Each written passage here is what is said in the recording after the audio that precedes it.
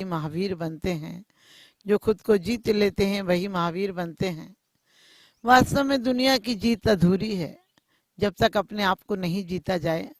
हर इंसान सोचता है कि हम तलवारों से, तमंचों से किसी को जीत लेंगे, लेकिन वास्तव में जीत तो दिल की होती है।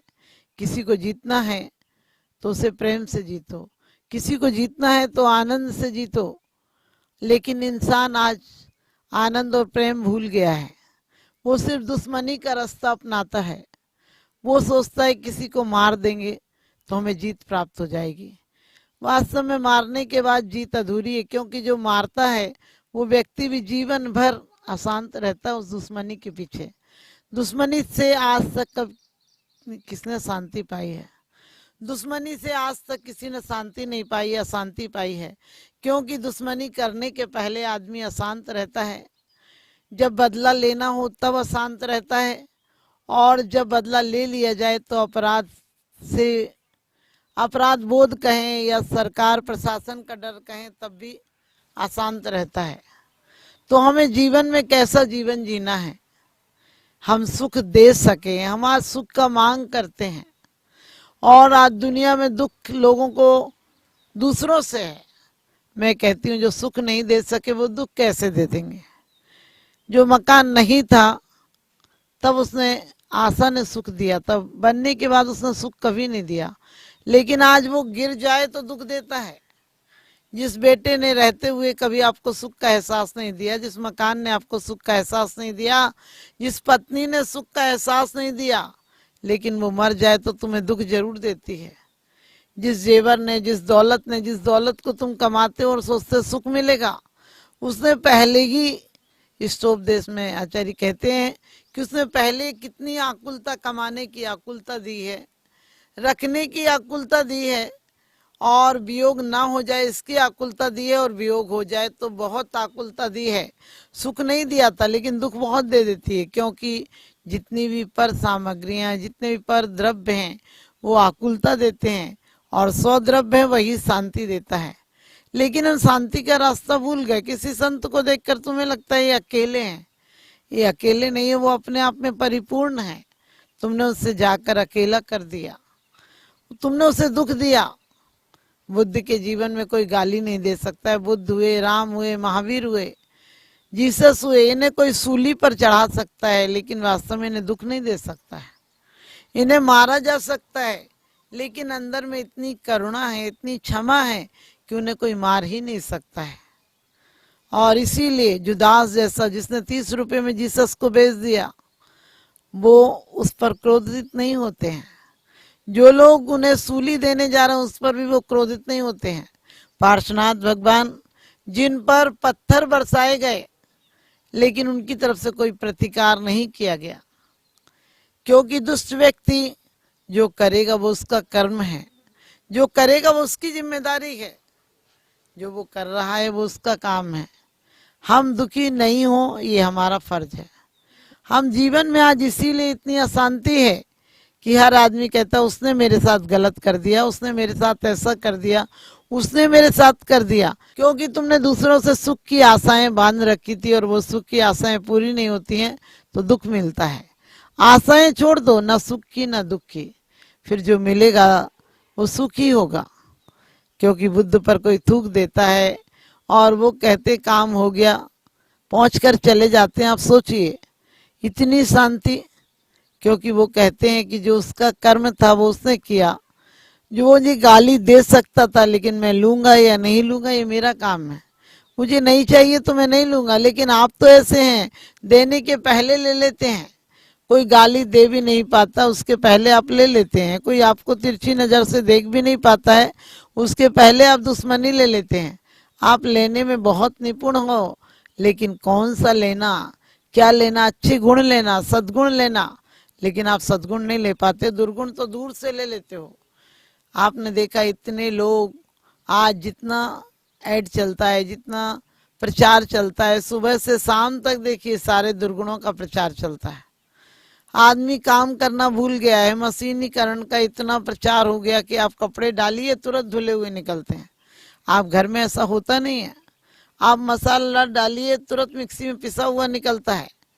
जबकि उसके लिए भी आपको लाइट का कनेक्शन चाहिए, उसमें करंट चाहिए, तब जाकर वो पिसता है। आपके जीवन में भी यदि परमात्मा की आराधना का कनेक्शन है, यदि आप भी परमात्मा से जुड़े हैं, तो आपकी जीवन रूपी फैक्ट्री में सुंदर माल तैयार होगा। लेकिन आप खराब माल लेने के लिए बहुत तैयार रहते हैं, और जो नहीं मिलता उसके लिए जीवन भर रोते हो। जब तक था तब तक आपने कदर नहीं की उसकी, जब तक था तब तक आपने कोई भी उसे अहमियत नहीं दी, दो शब्द प्यार के नहीं बोले। जब कोई मर जाता है तो आप कहते बोल जाओ बोल जाओ, जब कोई मर जाता है, जब कोई बूढ़ा हो जाता है, तब आप बोलते हैं बहुत अच्छे थे। अरे दो शब्द पहले बोल दिए होते कि आप बहुत अच्छे हो, आपने उनकी कीमत की होती। और कीमत सिर्फ दौलत की नहीं करना, दौलत तो तुम्हें ऐसा कर देती है कि दौलत कमाते कमाते, आकुलता करते करते, उसके लिए पुरुषार्थ करते करते निज पुरुषार्थ तुम भूल जाते हो, फिर आकुलता ही तुम्हारी जिंदगी बन जाती है। जीने के लिए कमाओ, लेकिन कमाने के लिए नहीं जियो। जीने के लिए, अपनी जरूरतों के लिए एक लक्ष्य अच्छा रखो। धर्म के लिए यदि परिवार भी पालोगे तो तुम्हारा धर्म भी पलेगा और परिवार भी पलेगा। परिवार तो पल ही जाएगा, क्योंकि धर्म हमें नकारात्मक उदासी नहीं सिखाता, धर्म हमें उल्लास से, उत्सव से जीना सिखाता है। लेकिन आज का व्यक्ति है ढूंढ ढूंढ के पूरे जीवन भर अशांत रहता है और दुश्मन को मिटाना चाहता है, दुश्मनी को नहीं मिटाना चाहता है। हमारे संत, हमारे सज्जन पुरुष, धर्मात्मा व्यक्ति कहता है खम्मामि सब जीवाणम सभ्य जीवा खमंत में, मैं सब जीवों को क्षमा करता हूँ और सब जीव मुझे क्षमा करें। क्योंकि उनके अंदर क्षमा है, वो सिर्फ क्रोध और गालियां नहीं दे सकते। बुद्ध को कोई गाली दे तो वो कहते नहीं मेरे पास है नहीं ये माल, अब मैं कहाँ से दूं। एक व्यक्ति आया और रास्ते के चौराहे पर एक बुजुर्ग के पास आकर खड़ा हुआ, घोड़े पर आया था और कहने लगा ओ बुड्ढे, इस गांव में मुझे ठहरना, ये गांव कैसा है। उस बुजुर्ग ने ऊपर से नीचे तक देखा, वो व्यक्ति क्रोधित था, उसके अंदर आकुलता थी, चेहरे पर झुर्रियां पड़ रही थी, कुछ क्रोधित सा था, ताकि बोलने में भी वैसा ही उसके उद्गार प्रकट हो रहे थे। उसने कहा तुम जिस गांव से आए हो उस गांव के लोगों के बारे में जानना चाहता हूँ, वो कैसे हैं। उस व्यक्ति ने बहुत आवेश में कहा कि उनका नाम मत लेना, उनका नाम लेते हुए मेरा खून खौल जाता है, वो लोग बहुत गलत लोग हैं, उनसे परेशान होकर मैं यहाँ आया हूँ, तुम तो ये बताओ ये गांव कैसा है। उसने कहा इस गांव के लोग उससे भी खराब है, तुम रह मत जाना, तुम यहाँ से जाओ, ये गांव वालों को मैं जानता हूं, तुम्हें जीने नहीं देंगे, बहुत गलत लोग हैं। और 2 क्षण हुए तब तक दूसरा घुड़सवार आया और उसने भी वही प्रश्न किया कि संत जी मैं यहाँ रहना चाहता हूँ, ये गांव कैसा है। फिर वही प्रश्न संत ने भी किया और कहने लगे तुम जिस गांव से आए वो गांव कैसा था। उसने कहा वो गांव बहुत अच्छा था, बहुत अच्छे लोग थे, उनकी याद करके तो मेरा दिल रोता है। कभी समय हुआ तो मैं वापस उन्हीं के पास जाऊंगा। मैं प्रार्थना करता हूँ प्रभु से कि मेरी अंतिम चिता की राख उसी गांव में ले जाकर समाप्त करना, ठंडी करना, मैं वहीं मरना चाहता हूँ। बहुत अच्छे लोग हैं लेकिन मेरे कारण उन पर कोई आपत्ति आ जाए, इसलिए मैं वो गांव छोड़ना चाहता हूँ। संत ने बड़े प्यार से कहा बेटा रुक जाओ, ये गांव उससे अच्छा है, मैं तुम्हें विश्वास दिलाता हूँ, तुम जीवन भर इस गांव में बने रहना, तुम्हें कोई दिक्कत नहीं होगी, गांव के लोग बहुत अच्छे हैं। पहले ने कहा कि तुम संत होकर झूठ बोलते हो, मुझसे कहते हो गांव के लोग गलत हैं, दुष्ट हैं, तुम्हें जीने नहीं देंगे।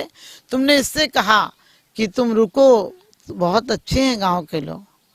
उसने कहा कि तुम ऐसी हो, तुम्हारे अंदर दुश्मनी भरी है, दुश्मनी दोगे तो दुश्मनी मिलेगी। इसके अंदर प्यार है, एहसास है, उत्साह है, इसके अंदर दया और परोपकार है। इसलिए मैंने कहा कि रुक जाओ बेटा, क्योंकि जो आपके पास है वही संसार आपको देता है, जो आपके पास है वही संसार आपको देता है। संसार एक प्रतिध्वनि है, तुम कांटों को मत देखो, फूल को देखो, संसार तुम्हें फूल देगा। संसार में सिर्फ अपने अंदर क्षमा लाकर देखो। आज व्यक्ति कोई छोटे छोटे कृत्य करता है तो क्रोध से करता है, खाना खाएगा तो क्रोध से खाएगा, बोलेगा किसी से तो क्रोध से बोलेगा, वो प्रेम करना भूल गया है। जबकि कहते हैं प्रेम शैतान को इंसान बना देता है, प्रेम शैतान को इंसान बना देता है। और प्रेम मौत के नाम को निर्वाण बना देता है। प्रेम से पाषाण को तराशो तो सही, प्रेम से तराशा हुआ पाषाण तो भगवान बना देता है। हम जीवन में एक प्रेम भूल गए। पहले आपने देखा होगा, भले लोग रूढ़ियां कहें, लेकिन पौधों को भी सुबह सुबह उठकर लोग बड़े प्यार से पानी देते थे। हमारे यहाँ जानवरों के लिए भी सहला कर उन्हें सानी दी जाती थी, बड़े प्यार से हाथ फेरा जाता था और उनसे प्यार दिया जाता था। सूरज को और कहते हैं पृथ्वी को, हर चीज की एक अपनी अहमियत थी।